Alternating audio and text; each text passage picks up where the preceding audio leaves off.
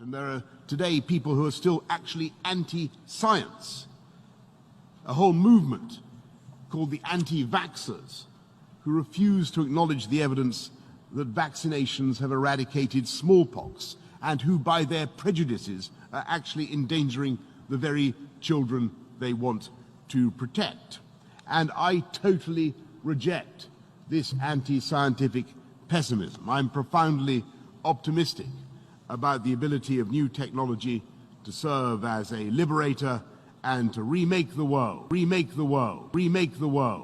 wondrously and benignly. Indeed, in countless respects, technology is already doing just that. Nanotechnology, I mentioned earlier, revolutionizing medicine by designing robots a fraction of the size of a red blood cell, capable of swimming through our bodies, dispensing medicine and attacking malignant cells like some Star Wars armada. Neural interface technology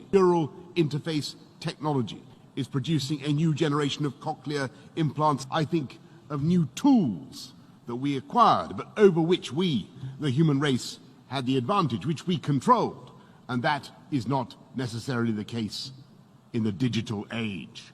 You may keep your secrets from your friends, from your parents, your children, your doctor, even your personal trainer, but it takes real effort to conceal your thoughts from Google.